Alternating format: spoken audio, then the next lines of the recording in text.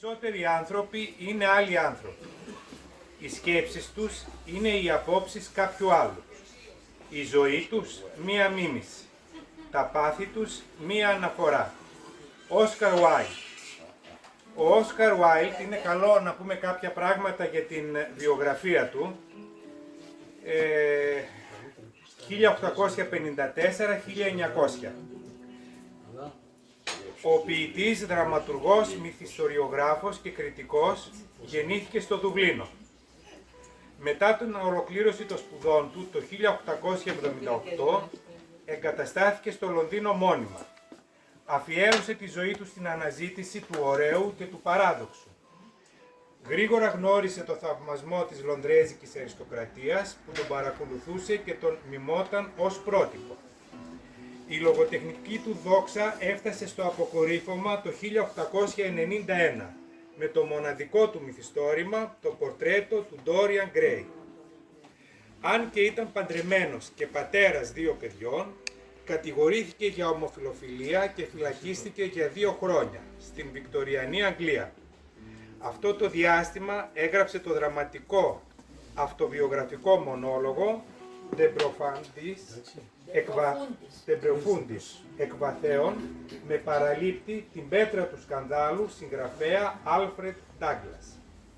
Η αυλαία της τραγικής του ζωής έπεσε το 1900 σε ένα φτηνό ξενοδοχείο του Παρισιού. Συνήθως οι μεγάλοι έχουν ένα άδοξο τέλος στη ζωή τους. Να προσέχεις. Εδώ. Δεν είμαι μεγάλος, αλλά δεν ξέρω τι τέλος θα είναι. Ναι. Λοιπόν, έτσι λοιπόν οι περισσότεροι άνθρωποι είναι άλλοι άνθρωποι, οι σκέψεις τους είναι οι απόψεις κάποιου άλλου, η ζωή τους μία μίμηση, τα πάθη τους μία αναφορά. Οι γνωστικές μεροληψίες και η βιολογία του εγκεφάλου είναι ο λόγος που τα δεδομένα που μπορεί να υπάρχουν δεν μπορούν να αλλάξουν τη σκέψη κάποιου. Οι άνθρωποι σχηματίζουν την άποψή τους επηρεασμένοι από τα συναισθήματά τους, όπως είναι φόβος, θυμός, χαρά. Έτσι λοιπόν, είναι δύσκολο να αλλάξει η συμπεριφορά κάποιου όταν έρχεται αντιμέτωπος με νέες πληροφορίες που πάνε κόντρα στις πεποιθήσεις του. Η άποψή μας για τη ζωή, που περιλαμβάνει πεποιθήσεις και απόψεις, αρχίζει να διαμορφώνεται κατά τη διάρκεια της παιδικής μας ηλικίας. Όταν αρχίζουμε να κοινωνικοποιούμαστε μέσα σε ένα ιδιαίτερο πολιτιστικό πλαίσιο, ενδυναμώνεται μέσα στο χρόνο, μέσα από τις κοινωνικές ομάδες που συμμετέχουμε, τα μέσα μαζικής ενημέρωσης που παρακολουθούμε και επηρεάζεται έτσι η λειτουργία του εγκεφάλου, δηλαδή ο τρόπος που σκεφτόμαστε. Για πολλούς ανθρώπους μια πρόκληση, μια αμφισβήτηση της κοσμοθεωρίας μας βιώνεται σαν επίθεση στην προσωπική μας ταυτότητα. Σε έναν ιδανικό κόσμο, οι λογικοί άνθρωποι όταν έρχονται αντιμέτωποι με νέα στοιχεία που είναι αντίθετα με τις πεποιθήσεις τους, θα μπορούσαν να κάνουν αξιολόγηση των δεδομένων και να αλλάξουν απόψεις. Όμως αυτό δεν γίνεται συχνά. Καλό είναι να επιτρέπουμε στον εαυτό μας να μαθαίνει νέα πράγματα και να τροποποιούμε απόψεις με βάση στις πληροφορίες που έχουμε, ανάλογα το αν είναι ακριβείς, μεροληπτικές ή επαληθευμένες. Αυτό το οποίο συζητήσαμε και όποιος θέλει να πει τη δικιά του άποψη και είναι καλό να ακούμε και διαφορετικές απόψεις, όχι μόνο από 1, 2, 3 οι οποίοι είναι που μιλάνε. Τσάκο, ήθελες κάτι να πεις και μάλιστα να είσαι ανατρεπτικός. Για πες. Ναι. Άλλοι δεν υπάρχουν. Υπάρχω μόνο εγώ. Αυτό που λέμε άλλοι είναι ένας καθένας. Λοιπόν, έτσι, ένα λεπτό λίγο. Θέλετε να συζητήσουμε. Αν δεν θέλετε δεν υπάρχει θέμα. Αλλά αν θέλετε να τον ακούσουμε.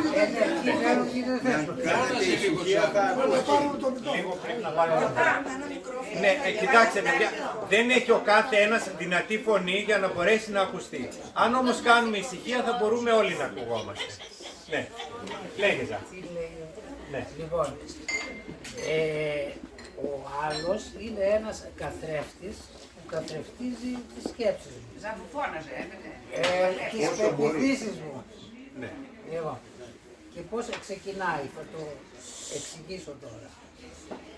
Σύμφωνα με την εκβατική φυσική, η ύλη δεν υπάρχει.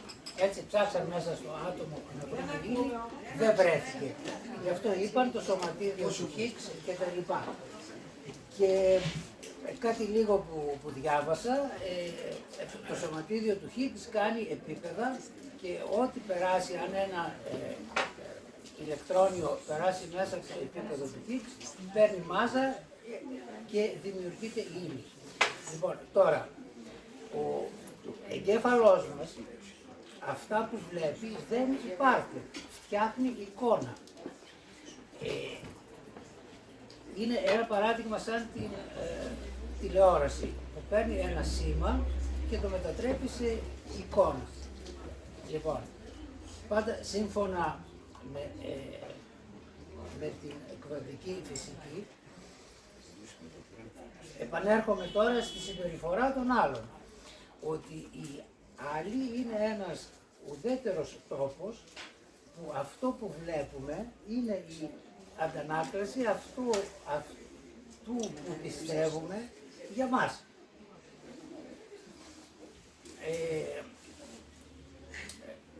Επομένως, δεν θα έπρεπε να κρίνουμε καν, έτσι, τη συμπεριφορά τους, γιατί αν τους κρίνουμε, είναι σαν να κρίνουμε εμάς. Και αποδοχή. Ότι Αυτό που λες Ζάχο είναι το πορτρέτο του Dorian Gray. Αυτό ακριβώς είναι. Δηλαδή έβλεπε κάτι άλλο που ήταν πλάσμα της φαντασίας του. Νομίζω ότι ο Dorian Gray ήταν που πούλησε την ψυχή του στο διάβολο για να κερδίσει τα νιάτα. Και μπράβο, γιατί έκανε ανταλλαγή της ψυχής του με την ύλη. Δηλαδή να είναι πάντα φρέσκος, νέος, όμορφος, ενώ η ψυχή του κόλασε. Ναι, πήγε στο διάβολο. Αυτά. Ωραία. Συμφωνώ καταρχήν με αυτά που είπε η Ηλία, δηλαδή ότι ένα κινεζάκι αν το φέρουμε εδώ πέρα, αν έρθει εδώ πέρα, θα πάρει τα ποιοτικά χαρακτηριστικά της οικογένειας που μεγαλώνει. Όλοι μας βρεθήκαμε κάπου, γεννηθήκαμε σε μια οικογένεια, από εκεί και πέρα είμαστε και σε έναν ευλογημένο τόπο που έχει την ελληνική γραμματεία, η οποία τι μας λέει, γνώθης αυτών.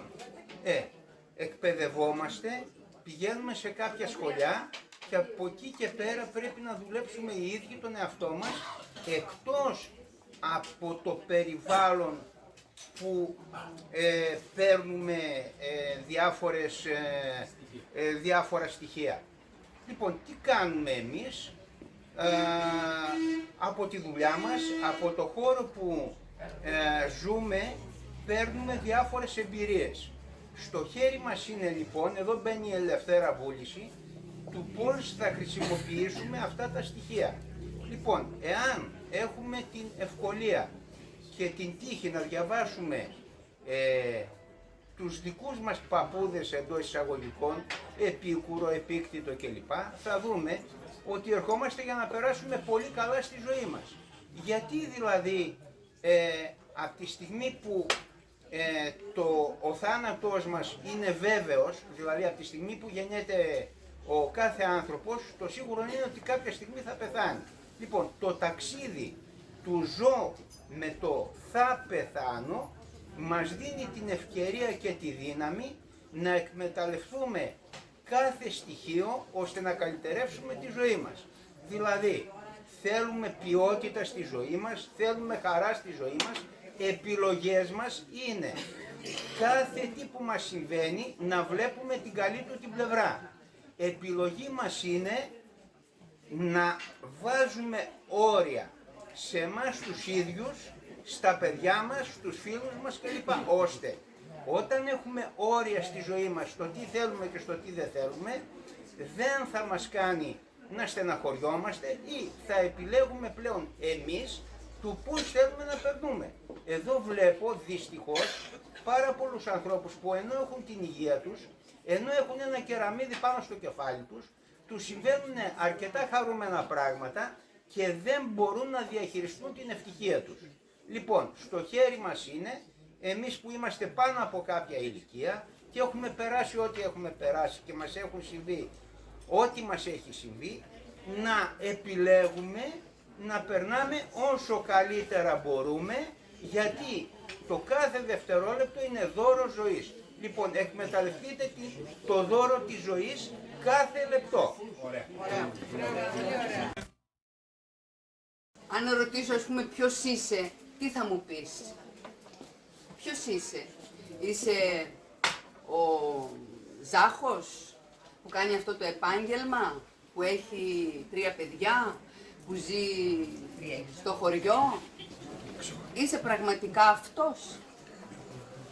Ας αναρωτηθούμε ποιος πραγματικά είσαι, ποιος πραγματικά είμαι. Αυτό ας το αφήσουμε σαν τροφή για σκέψη. Πάμε παρακάτω. Όταν γεννιόμαστε εμείς οι άνθρωποι, μας τυλίγει ένα πέπλο λύθης και έτσι δεν θυμόμαστε το πριν. Άρα, όταν γεννιόμαστε άσπρες σελίδες, άγραφες, τάμπουλα ράσα. Και έτσι, το σύστημα είναι δομημένο έτσι, ώστε πάνω σε αυτή τη λευκή σελίδα να γραφτεί ό,τι θέλει αυτό. Δεν είναι τυχαίο που πηγαίνουμε στο σχολείο από πολύ μικρή ηλικία, στα εκπαιδευτήρια, εκπαιδευόμαστε, δεν είναι τυχαίο. Όπως έλεγε και ο Λιαντίνης, ότι πώς είναι δυνατόν να ανακαλύψεις την αλήθεια αφού γεννιέσαι μέσα σε έναν κόσμο ψέματος. Άρα, καθοδηγούμαστε από τα γενοφάσκια μας. Δεν έχουμε δική μας άποψη, νομίζουμε ότι έχουμε. Εμείς οι άνθρωποι αποτελούμαστε από πάρα πολλά εγώ, μικρά και μεγάλα. Αυτά τα εγώ έχουν άποψη, έχουν σκέψη, έχουν δράση και έχουν και βλέμμα. Όλα όμως είναι καθοδηγούμενα. Εμείς νομίζουμε ότι έχουμε βούληση. Αγαπημένοι συνοδοιπόροι και συνταξιδιώτες σε αυτή τη ζωή, θα σας απογοητεύσω. Είμαστε χειραγωγήσιμοι, πλήρως εξαρτημένοι και φυλακισμένοι. Την αγάπη μου. Πολύ ωραία. Πάρα πολύ. Συμφωνώ με ό,τι είπε η φίλη μου η Λία, απόλυτα, και θεωρώ ότι ο άνθρωπος είναι και αυτός ενταγμένος στον κύκλο της ζωής. Έρχεται, ζει και φεύγει. Δηλαδή και τελειώνει. Για μένα τελειώνει. Δηλαδή θεωρώ τραγική ματαιοδοξία εγώ να θεωρούμε ότι ο άνθρωπος θα αποτελέσει εξαίρεση στην αλυσίδα της ζωής και ότι θα διαιωνίζεται με άλλες μορφές, με άλλο αυτό και δεν θα φύγει ποτέ και δεν θα τελειώσει ποτέ και όλα τα σχετικά. Από εκεί και πέρα, σαφώς και έχει επιλογές, οι οποίες όμως διαμορφώνονται μέσα από τον τρόπο που μεγάλωσε, από ό,τι του δόθηκε ως ερέθισμα και από όπου έτυχε να βρεθεί. Αν είναι τυχερός και βρέθηκε σε ένα καλό περιβάλλον που μπορεί να τον ανεβάσει και να τον προάγει, τόσο το καλύτερο. Αν όχι, πρέπει να είναι πιο δυνατός για να κάνει καλύτερες επιλογές ως προς τη ζωή του και ως προς την αλληλεγγύη προς τους άλλους. Ωραία, πάρα πολύ ωραία.